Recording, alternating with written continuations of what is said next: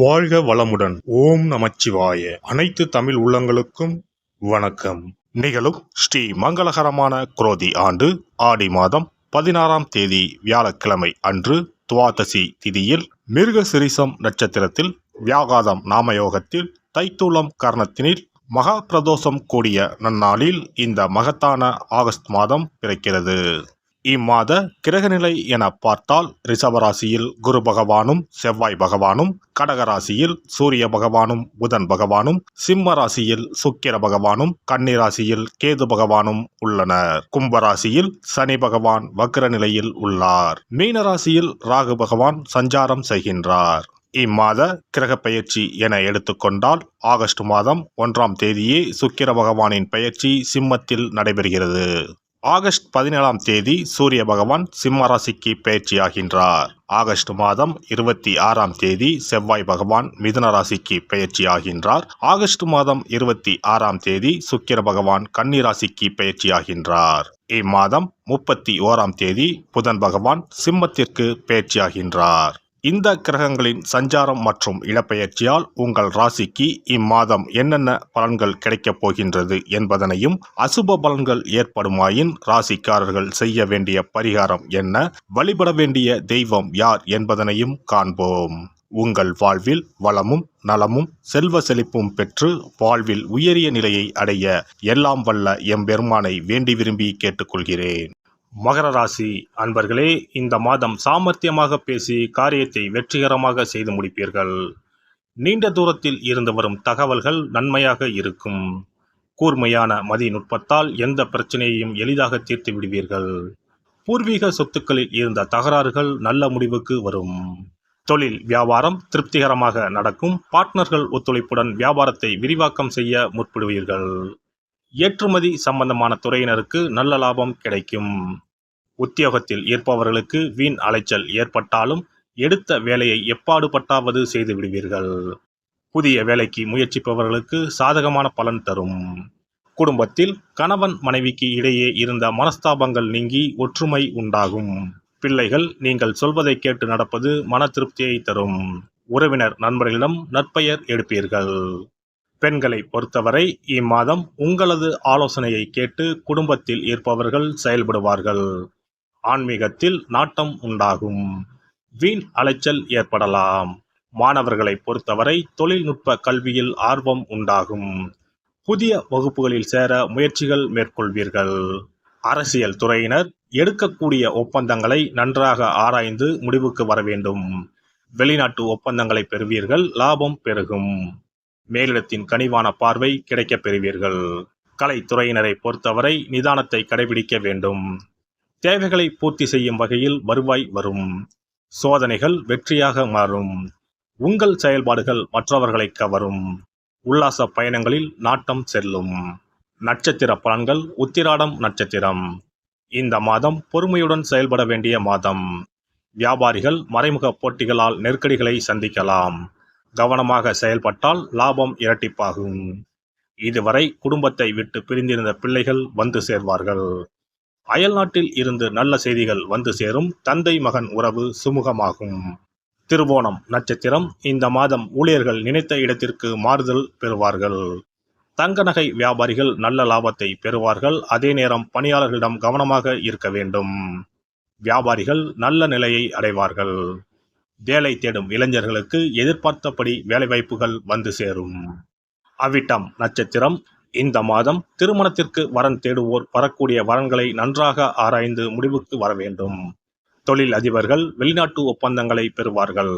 லாபம் பெருகும். வியாபாரிகள் போட்டியின்றி வியாபாரம் செய்து லாபத்தை பெறுவார்கள். ஆஞ்சநேயரை வியாழக்கிழமையில் வெண்ணெய் சாற்றி வழிபட நன்மைகள் சேரும். வாக்குவாதங்கள் நீங்கும். சிறப்பு தொகுப்பு. கண் திருஷ்டிகள் அகன்று தடைப்பட்டு கொண்டிருக்கும் காரியங்கள் நிறைவேற செய்ய வேண்டிய பரிகாரம் என்ன என்பதனை பற்றி காண்போம்.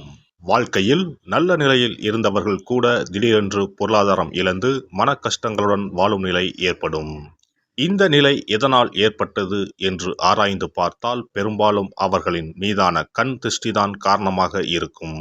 கல்லடி பட்டாலும் கண்ணடி படக்கூடாது என்று சொல்வார்கள் அல்லவா, அது உண்மைதான். இது போன்ற பிறரின் பொறாமை கொண்ட கண் திருஷ்டியினால் பலரின் வாழ்க்கை சிரமத்திற்கு ஆளாக நேரிடும். இது போன்ற கண் திருஷ்டிகளிலிருந்து எப்படி தப்பிப்பது? இருக்கவே இருக்கிறது எளிதாக கிடைக்கும் ஊமத்தஞ்செடி. தெய்வ சக்தி நிறைந்த செடியாக கருதப்படும் ஊமத்தஞ்செடியின் காய், பூ, இலைகள் என அனைத்தும் தீய சக்திகள் விரட்ட பரிகாரத்துக்கு பயன்படுகிறது. பொதுவாக ஊமத்தம் காய்க்கு கெடுதலை அகற்றக்கூடிய சக்தி உண்டு. நம் வீட்டில் உள்ள எதிர்மறை சக்தியை அகற்றுவதற்கு ஊமத்தங்காய் தீபம் சிறந்த பரிகாரமாகிறது. தெய்வீக மகத்துவம் நிறைந்த ஊமத்தங்காய் மற்றும் பூவையும் எடுத்துக்கொள்ளுங்கள். வீட்டுக்கு அருகில் இல்லை என்றால் நாட்டு மருந்து கடைகளில் கிடைக்கும். இந்த 2 பொருட்களையும் மஞ்சள் தண்ணீரை கொண்டு நன்றாக கழுவி விடுங்கள். சிறிது நேரம் அவற்றிலுள்ள ஈரம் போக ஆறவிட்டு பிறகு அவற்றை ஒரு மஞ்சள் துணியில் குலதெய்வத்தை வேண்டி ₹1 நாணயத்தோடு சேர்த்து முடிந்து வீட்டின் நிலைப்படியில் கட்டி தொங்க விடுங்கள். இந்த முடிச்சை வெள்ளிக்கிழமை அல்லது ஞாயிற்றுக்கிழமைகளில் தயார் செய்து வாசல் படியில் கட்டுவது சிறப்பு. தினமும் வீட்டில் தீபம் ஏற்றி காண்பிக்கும் போது இந்த முடிச்சுக்கும் காண்பிக்கவும். இதேபோல் ஊமத்தம் இலைகள் கிடைத்தால் அந்த இலைகளை சுத்தமான மஞ்சள் தண்ணீரில் கழுவிவிட்டு அவற்றை கொண்டு வீட்டில் இருக்கும் விநாயகருக்கு திங்கள் கிழமைகளில் தொடர்ந்து அர்ச்சனை செய்து வர வேண்டும். ஊமத்தம் பூவையும் விநாயகருக்கு சூட்டலாம். 3 வாரங்கள் தொடர்ந்து திங்கள் கிழமைகளில் விநாயகருக்கு ஊமத்தை இலையால் அர்ச்சனை செய்து ஊமத்தம் பூவை சூட்டி வழிபட்டால் வீட்டில் உள்ள கெட்ட சக்தி நடமாட்டம் மற்றும் கண் திருஷ்டிகள் தீரும். ஊமத்தம் செடியும் சிவபெருமானுக்கு உகந்த இலை ஆகும். இந்த ஊமத்தங்காய் வைத்து சிவபெருமானுக்கு தீபம் ஏற்றி வழிபடுவதன் மூலம் நமது பிரச்சனைகளில் இருந்து எளிதாக விடுபட முடியும். முதலில் 2 ஊமத்தங்காய்களை எடுத்துக்கொள்ள வேண்டும். அவற்றின் மீது முட்கள் இருப்பதால் மிகவும் கவனமாக கையாள வேண்டும். ஊமத்தங்காயின் காம்பு பகுதிகளை வெட்டி கொண்டு கத்தியை பயன்படுத்தி ஊமத்தங்காயின் உள்ளே இருக்கும் விதை பகுதியை முழுவதுமாக நீக்கிவிட வேண்டும். பின்னர் 2 அகல் விளக்குகள் மற்றும் விளக்கு வைப்பதற்கான 2 தட்டுகளை எடுத்து சுத்தம் செய்து அவற்றிற்கு மஞ்சள் குங்குமம் போட்டு வைத்துக் கொள்ள வேண்டும். பின்னர் 2 தட்டின் மீதும் ஒவ்வொரு அகல் விளக்கை வைத்துக் கொள்ள வேண்டும். அதன் பிறகு எப்போதும் பூஜை செய்வதற்கு வைப்பது போன்ற வெத்தலைப்பாக்கு, பழம் போன்றவற்றை வைத்துவிட்டு 2 விளக்குகளையும் ஏற்றி சிவபெருமானை மனதார வேண்டிக் கொள்ள வேண்டும். எனக்கு இருக்கும் பிரச்சனைகள் அனைத்தும் தீர்ந்து இன்பமான வாழ்க்கை கிடைக்க வேண்டும் என வேண்டிக் கொள்ள வேண்டும். இந்த பூஜையை வெள்ளிக்கிழமை அன்று தொடங்கினால் தொடர்ந்து 9 வெள்ளிக்கிழமைகள் செய்ய வேண்டும். ஊமத்தங்காயின் மீது எவ்வாறு முட்கள் இருக்கிறதோ அதுபோல நமது வாழ்க்கையில் இருக்கும் முட்கள் போன்ற பிரச்சனைகளை அவை தீர்த்து வைக்கின்றன. இந்த பூஜையை நாம் தொடர்ந்து செய்து வருவதால் நம் மீது இருக்கும் கண் திருஷ்டிகள் அகன்றுவிடும். தீராத துயரங்கள் தீர்ந்துவிடும். பணம், நகை நம்மிடம் பெருகி வரும். சிலருக்கு கையில் சுத்தமாக பணம் இருக்காது. வறுமை தாண்டவமாடும். கடன் தொல்லையால் கஷ்டப்படுவார்கள். பண பிரச்சனையில் சிக்கி கொண்டிருப்பவர்கள் இந்த தீபத்தை ஏற்றினால் 3 வாரங்களில் நல்ல பலனை பெற முடியும். தொழிலில் நல்ல முன்னேற்றம் இருக்கும். கடன் பிரச்சனைகள் தீரும். உறவினர்களிடையே பகைமை இருந்தால் அவையும் மறைந்துவிடும். நோய்வாய் உள்ளவர்கள் இந்த தீபத்தை ஏற்றுவதன் மூலம் நல்ல பலனை பெற முடியும். பொதுவாகவே எந்த பரிகாரம் என்றாலும் அதை முழு நம்பிக்கையுடன் செய்தால் மட்டுமே முழு பலன் கிடைக்கும் என்பதை நினைவில் கொள்ளுங்கள். எல்லாம் வல்ல இறையருளால் நீங்களும் உங்கள் அன்பு குடும்பமும் உடல் நலம், நீலாயுள், நிறை செல்வம், உயர் புகழ், மெய்ஞானம் ஓங்கி வாழ்க வளமுடன். இந்த வீடியோ பதிவு உங்களுக்கு பிடித்திருந்தால் லைக் பண்ணுங்க, கமெண்ட் பண்ணுங்க, ஷேர் பண்ணுங்க, மறக்காம சப்ஸ்கிரைப் பண்ணுங்க, பக்கத்துல இருக்கிற பெல் பட்டனை கிளிக் பண்ணுங்க. நன்றி, வணக்கம். ஓம் நமச்சிவாய. சிவாய நம.